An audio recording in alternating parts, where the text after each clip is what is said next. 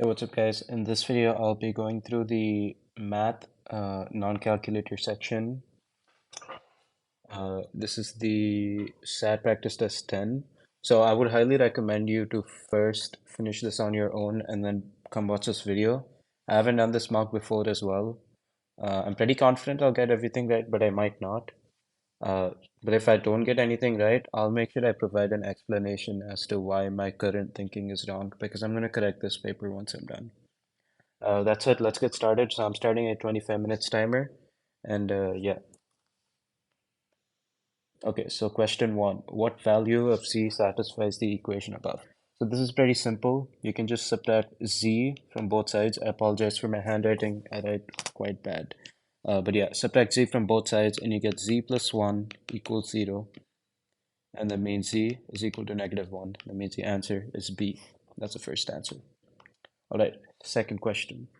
A television with the price of $300 is to be purchased with an initial payment of $60 and weekly payments of $30. Which of the following equations can be used to find the number of weekly payments W required to complete the purchase, assuming there are no taxes or fees?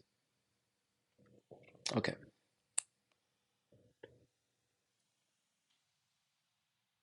all right. So initial pay. So it's better to write down like all the variables in the question.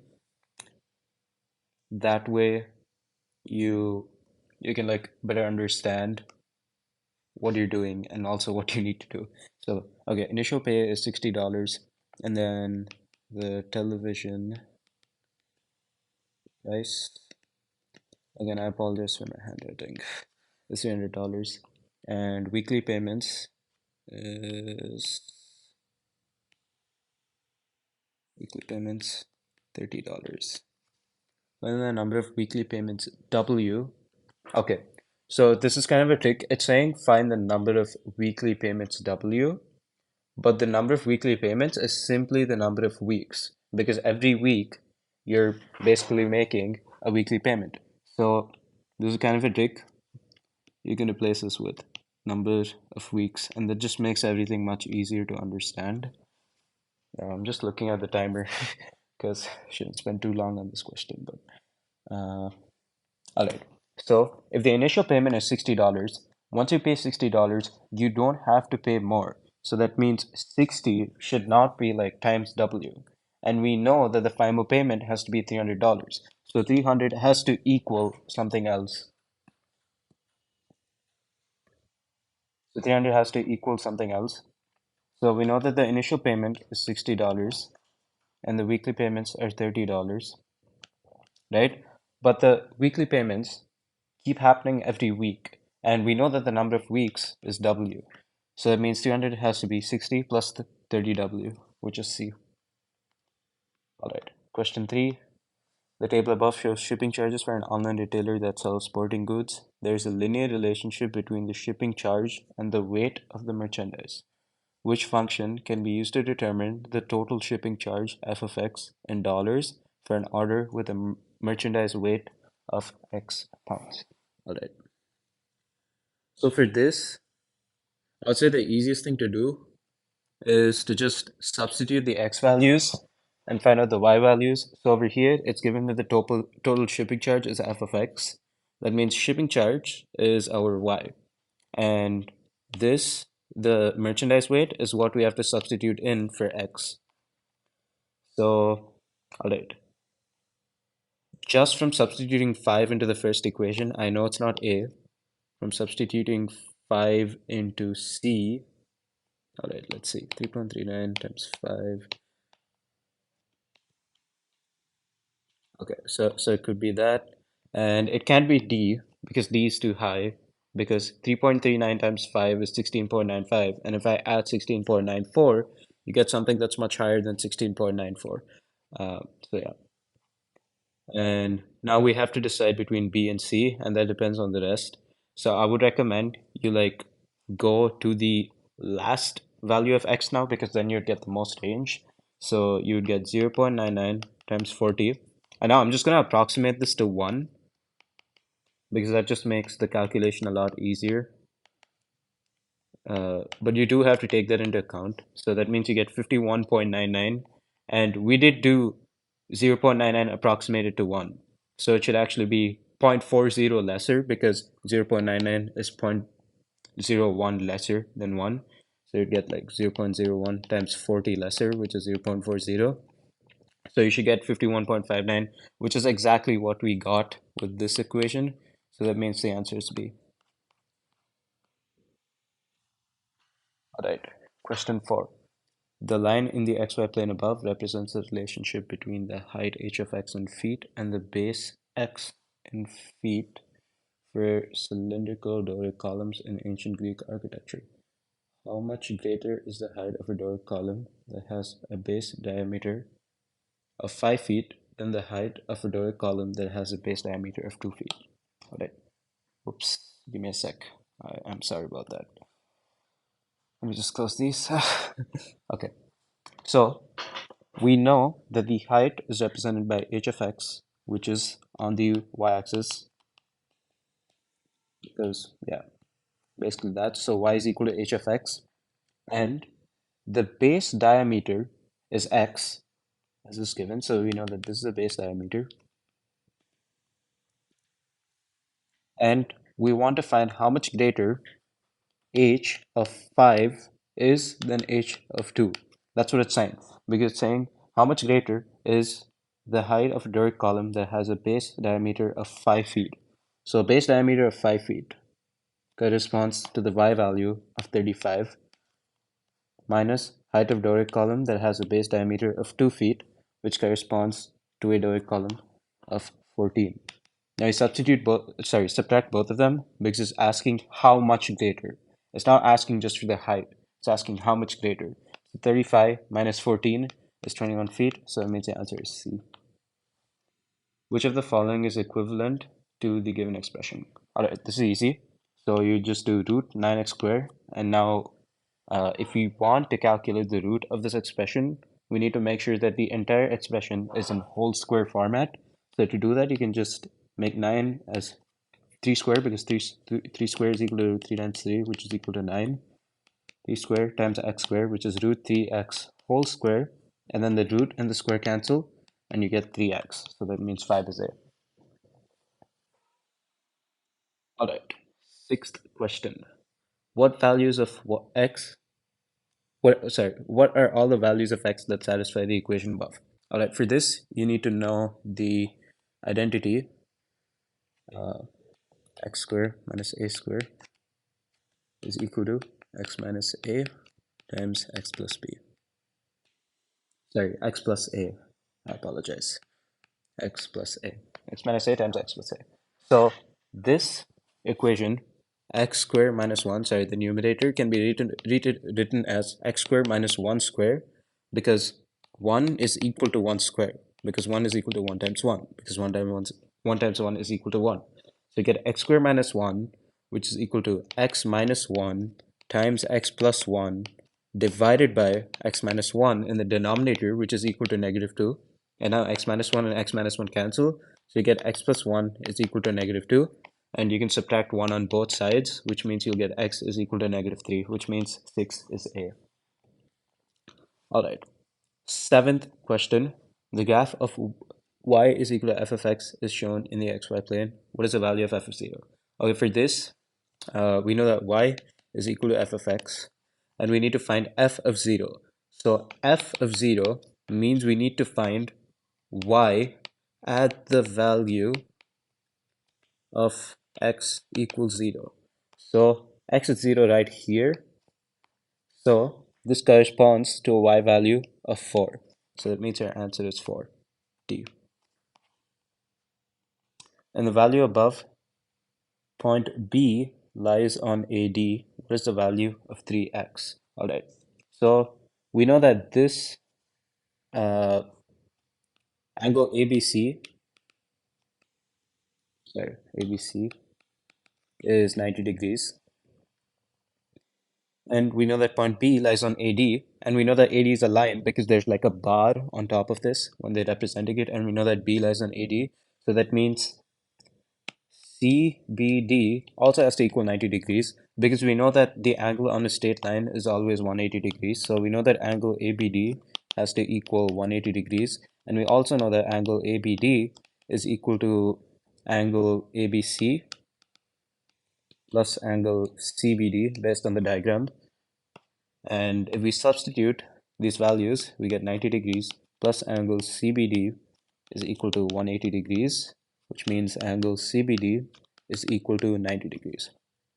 Now we need to find the value of 3x. So we can find the value of x first by doing, so we know that this angle, this 90 degrees, is equal to the sum of all of these smaller angles, which is equal to x plus 2x plus 2x, which means 90 is equal to 5x, which means x is equal to 90 divided by 5, which is equal to 18 degrees.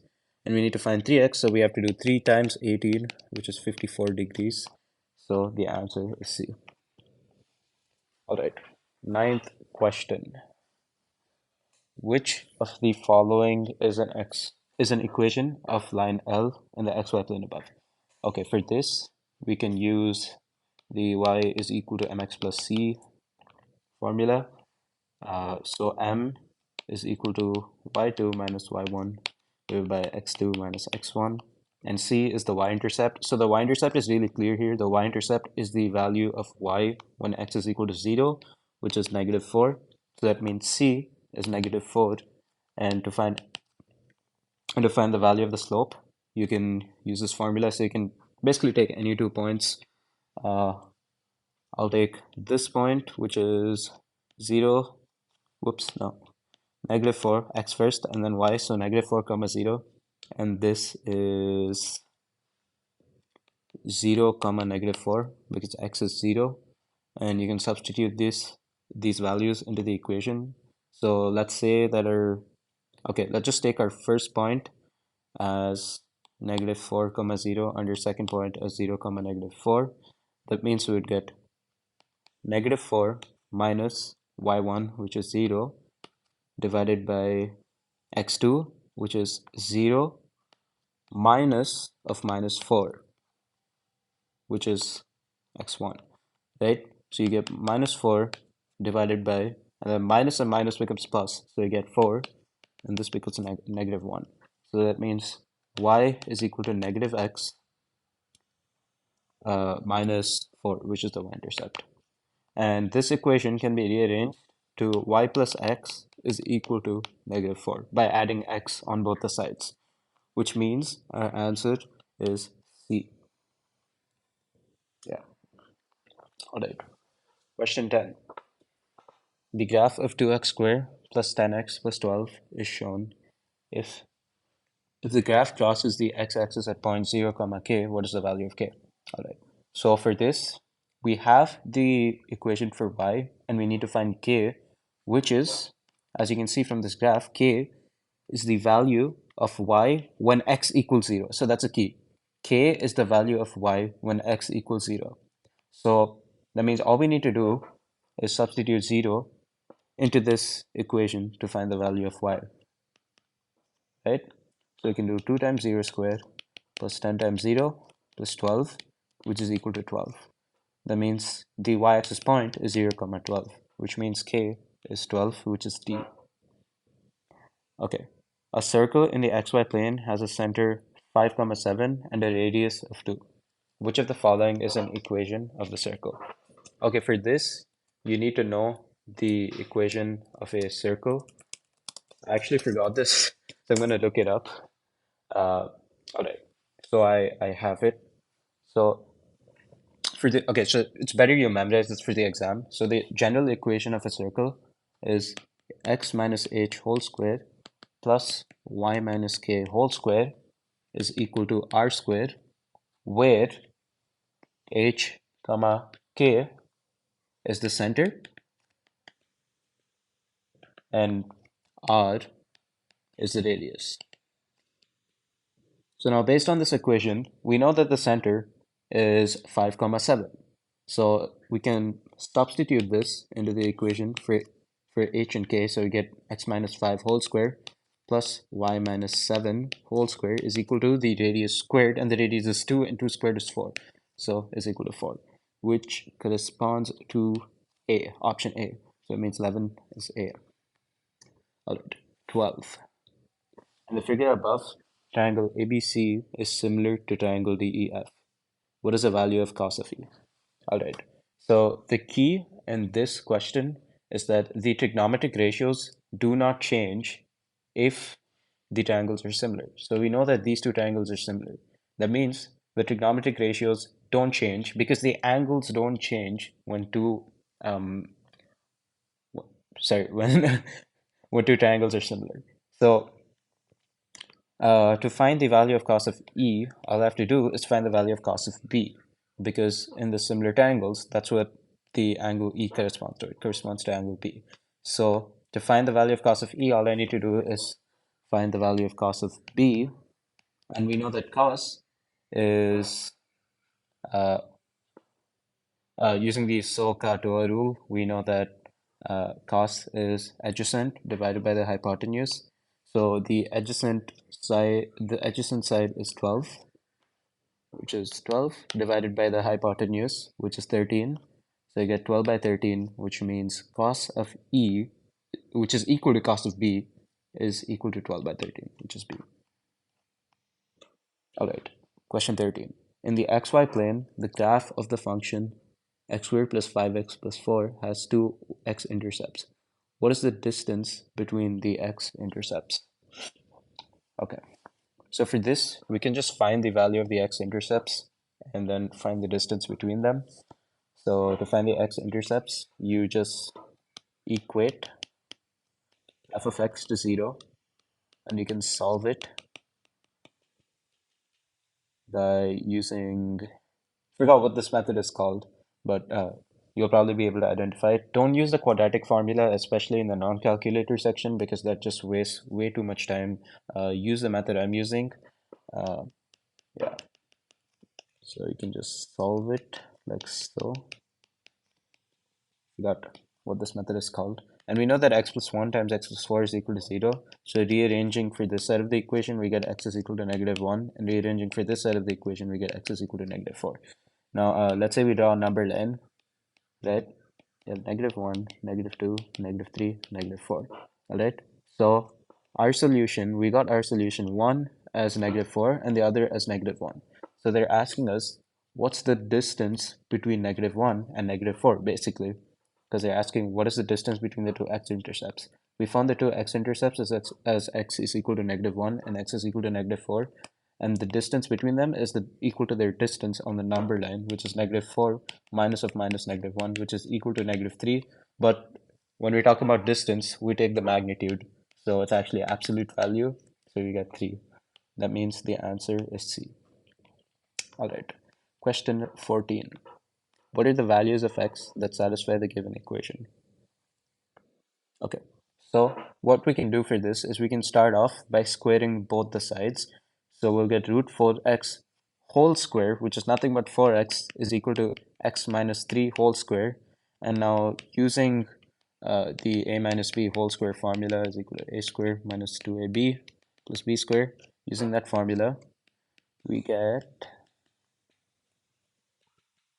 this expansion, right? And now further simplifying it, we get that, and we get x squared minus 10x plus 9 is equal to 0. And we can simplify this like so. Again, if you don't know this method for solving quadratic equations, you should look it up. It's quite common, so you should be able to find it. That means x is equal to 1 or x is equal to 9. That means both 1 and 2 satisfy the equation given above. Okay. In the system of equations above, A is a constant. For which of the following values of A does the system have no solution? Okay, for the system to have no solution, the ratio of the coefficients of each of, like for the constants, the x and y, the ratio of the coefficients must be the same. So, sorry, no, not must be the same. That means, sorry, I apologize. Okay, let me just explain this method. Give me a sec. So you have, let's say you have two simultaneous equations given by ax plus by is equal to c and kx plus dy is equal to e, right? So for for this system of equations to have no solution, a by k has to equal to b by d and should not be equal to c by e. Just remember that. So now using this, we know that negative 3 by a, which are the coefficients of x, has to equal the ratio of the coefficients of y, which is 1 by 2. That means a has to equal negative 6, and we already know that the constants, so 6 by 4, which is equal to 3 by 2, is not equal to 1 by 2, which means that we will have no solution if negative 3 by a is equal to 1 by 2, which means a is equal to negative 6, which means the answer is a. All right.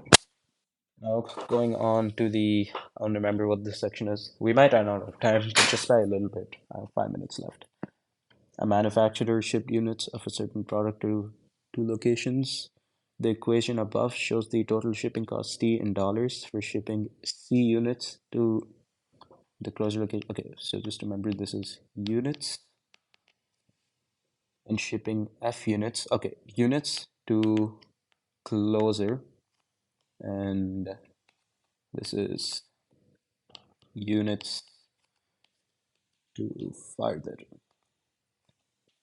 Okay, if the total shipping cost was 47,000, so total shipping cost is T, and we know that T is equal to 47,000. And now we know that 3,000 units were shipped to the farther location, which substitutes to this part of the equation. Sorry, which corresponds to this part of the equation. So 12 times 3,000, which is the number of units sent to the farther location. And they're asking us how many units were sent to the closer location. So that means 12 times 3,000 plus 5c is equal to 47,000. Now we can rearrange this equation. So we get 11,000 is equal to 5c by subtracting 3,000 times 12 on both the sides. And we get c is equal to 11,000 divided by 5, which is equal to 2200, which is the number of units shipped to the closer location. If a and b are solutions to the equation above, what is the value of a minus b?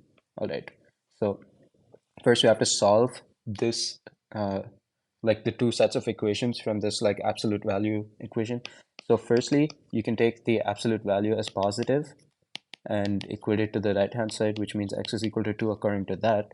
But the other thing you have to take into consideration is if the absolute value, right, is taken to be negative, which is the second condition. So negative 2x is equal to 6. That means x is equal to negative 3. So what is the value of a minus b? So we know that one solution is negative 3. Let's say it's a, and we know that the other solution is 2. Let's say that's b, because they're saying a and b are the solutions to the equation above. So now if we do negative 3 minus negative 2, take it to the absolute value, we get negative 5. That absolute value means that it has to be positive. So the final answer is 5. Okay, this dude purchased an antique that had a value of $200 at the time of purchase. Each year, the value of the antique is estimated to increase 10% over its value the previous year. The estimated value of the antique in dollars 2 years after the purchase can be represented by the equation 200a, where a is a constant. What is the value of a? All right. So this is basically a compound interest question. I don't remember the formula, so I'll actually come back to this later. We'll just solve the system of equations first. Based on the system of equations above, what is the value of 5x plus 5y? Okay, so what you need to understand here is that if you add up these two systems of equations, you get 5x plus 5y. Because 2 plus 3 is equal to 5, and this is x coefficients, and 3 plus 2 is equal to 5, which is y coefficients. And now you add up the constants, which means you get 2,500, which is the answer. Okay, u plus t is equal to 5 and u minus t is equal to 2. What is the value of u minus t times u squared minus t squared? Okay, so u minus t is equal to 2, which we already have. Let's just substitute that in, and we get u squared minus t squared. Now, based on the a squared minus b squared formula, substituting that, I mean, expanding it according to this formula, we get u minus t times u plus t, and we know that u minus t is equal to 2, and we know that u plus t is equal to 5. Now, just doing multiplication, we get the answer is 20. All right, so I have only 20 seconds left, so we'll go a little out of time for solving this 18th question, but that's because I gave a good amount of explanation. So yeah, let's just take our time with this question. Uh, so, all right, this dude, I'm just going to replace it with this dude. This dude purchased an antique that had a value of $200 at the time of purchase. Okay, this is an important piece of information. $200 at the time of purchase. Each year, the value of the antique is estimated to increase by 10% over its value the previous year. So 10% over the value of its previous year. That means that it's compound interest. The estimated value of the antique in dollars 2 years after the purchase. 2 years after the purchase. So that means we're taking 10% over the value of the previous year for 2 years, which is the key. So first, let's calculate that value. So we know that, okay, so after first year, the value is 200 plus 200 times 1 by 10 because it's estimated to increase by 10% over its value the previous year.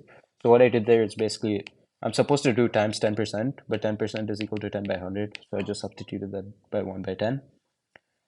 So now we can cancel the zeros here, and we get, after the first year, we have $220. And now the value of the antique is supposed to increase again because it's 2 years, right? So after the second year, we have 220 plus 220 times 10 by 100 because it's estimated to increase 10% over its value the previous year, not the initial value. This is the initial value, but this is the first year value. And the year before the second year is, of course, the first year. So that means we have to substitute 220 into here. So just doing some arithmetic, you get the second year as $242. And now they're saying after the estimated value of the antique after 2 years, which is basically 242, can be represented by the expression 200a. That means it's equal to the expression 200a, where a is a constant. What is the value of a? So over here, you can do 242 divided by 200 to find the value of a. And you would have to simplify this because I don't think there are enough bubbles to like mark down these many, what do you call, like numbers. So this is equal to 121 divided by 100. That means A is equal to 1.21. All right. So let us check with the answers now.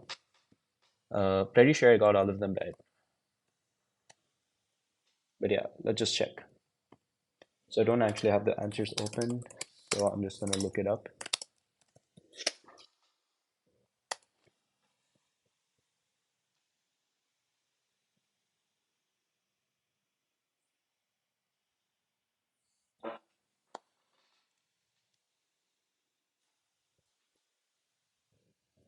All right, I apologize. Just give me a second. All right, so first answer is B. That's correct. Second answer is C. Third answer is B. Fourth answer is C. Fifth answer is A. Sixth answer is A. Seventh answer is D. Eighth answer is C. Ninth answer is C. 10th answer is D. 11th answer is A. 12th answer is B. 13th answer is C. 14th answer is B. Okay, 14th answer is B. Let's see where we messed up here. Uh, Probably did like a silly mistake or something, but let's see. Okay, root 4x whole square, which is equal to 4x is equal to x minus 3 whole square. Okay, so I see where I went wrong. Uh, so 1 and 9 together, uh, okay.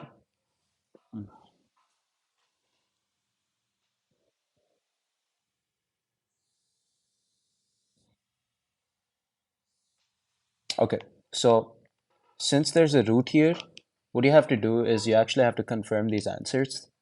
So you get root 4 times 1 is equal to 1 minus 3 is equal to -2. And for some reason, I don't know why, but for some reason, College Bird always takes the root of a positive number equal to positive. So normally you're taught that a root of a positive number, if it exists, is plus or minus another positive number. But College Bird always takes the root of a positive number as equal to another only positive number, not plus or minus. So according to College Bird, root of 4 times 1 is equal to 2, and 2 is not equal to -2, which means 1 is wrong, which is why it should actually be B, if that makes sense. All right, now let's continue correcting. So 15 is A, which is correct.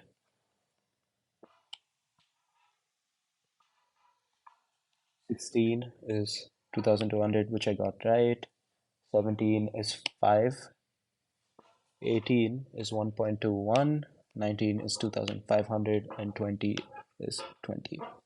All right, we finished the test in a little above the time, but I hope the explanations and everything were helpful. And yeah,